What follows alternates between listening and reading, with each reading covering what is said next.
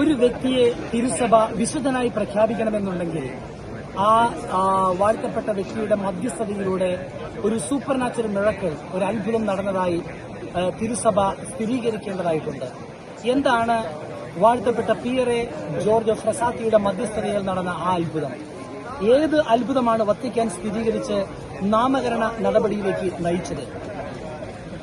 2017 കാലിഫോർണിയയിലെ Saint John's സെമിനാരിയിൽ വെച്ച് ബാസ്കറ്റ്ബോൾ കളിക്കുന്നതിനിടയിൽ ജുവാൻ ഗുട്ടിയേറസ് എന്ന് പറഞ്ഞൊരു സെമിനാരിക്കാരന്റെ കാലിൽ ഗുരുതരമായി പരിക്ക് പറ്റുകയും അദ്ദേഹത്തിന് ടെൻഡൻ കീറിപ്പോവുകയും ചെയ്തു. വൈദ്യശാസ്ത്രം അനുസരിച്ച് അദ്ദേഹത്തിന് എഴുന്നേറ്റ് നടക്കുവാനോ മറ്റും സാധിക്കാതെ വളരെയധികം വേദനാജനകമായ ഗൗരവമായ ഇഞ്ചുറിയുമായി അദ്ദേഹം ജീവിക്കുമ്പോൾ അദ്ദേഹത്തിന് പെട്ടെന്നൊരു തോന്നലുണ്ടായി. അദ്ദേഹത്തിന് പ്രത്യേകമായിട്ട് വാഴ്ത്തപ്പെട്ട പിയറെ ജോർജ് ഫ്രസാത്തിയോട് നല്ലൊരു ഭക്തി ഉണ്ടായിരുന്നു. അദ്ദേഹം പ്രത്യേകമായി നൊവേന ചൊല്ലി വാഴ്ത്തപ്പെട്ട പിയറെ ജോർജ് ഫ്രസാത്തിയോട് പ്രാർത്ഥിക്കുവാൻ തുടങ്ങി. ഈ നൊവേനയുടെ ഇടയിൽ ഒരു ദിവസം പരിശുദ്ധാത്മാവിന്റെ പ്രത്യേകമായ പ്രേരണയനുസരിച്ച് അദ്ദേഹം പള്ളിയിൽ ദേവാലയത്തിൽ പോയി പ്രത്യേകമായ വിധത്തിൽ ജോർജ് ഫ്രസാത്തിയുടെ മാധ്യസ്ഥം തേടി പ്രാർത്ഥിച്ചുകൊണ്ടിരിക്കുമ്പോൾ എവിടെയാണോ കാലിൽ ഇഞ്ചുറി പറ്റിയത് അവിടെ ഒരു പ്രത്യേക തരത്തിലുള്ള സെൻസേഷൻ ഉണ്ടാവുകയും അത്ഭുതകരമായി കീറിപ്പോയ ടെൻഡൻ അവിടെ സൗഖ്യം പ്രാപിച്ച് അദ്ദേഹത്തിന്റെ ആരോഗ്യം പൂർവ്വസ്ഥിതിയിൽ ആവുകയും ചെയ്തു. പിന്നീട് അദ്ദേഹം ഒരു വൈദികനായി തീർന്നു.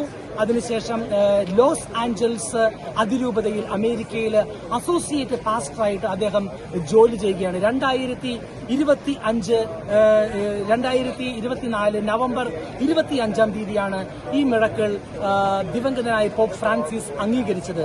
ആ മിറക്കിളാണ് ഇന്ന് സെപ്റ്റംബർ 7 2025 വത്തിക്കാൻ സ്ക്വയറിൽ വാഴ്ത്തപ്പെട്ട പിയറെ ജോർജ് ഫ്രസാത്തി വിശുദ്ധനായി പ്രഖ്യാപിക്കുവാനായിട്ട് തിരുസഭ അംഗീകരിച്ച അത്ഭുതം.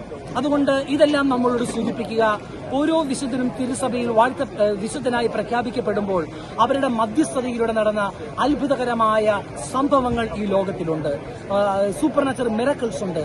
ഇതെല്ലാം സൂചിപ്പിക്കുക അവരുടെ കഴിവല്ല, വിശുദ്ധർക്ക് അവരിൽ തന്നെ കഴിവില്ല, മറിച്ച് അവർ ഭൂമിയിൽ ജീവിച്ചിരുന്നപ്പോൾ വിശുദ്ധരായി ജീവിച്ചതുകൊണ്ട്, ദൈവത്തിന്റെ ഹിതം നിറവേറ്റിയതുകൊണ്ട് അവർ സ്വർഗത്തിൽ ദൈവവുമായി ഐക്യത്തിലായിരിക്കുമ്പോൾ അവർ യാചിക്കുന്ന കാര്യങ്ങൾ ദൈവമാണ് നടത്തിക്കൊടുക്കുന്നത്.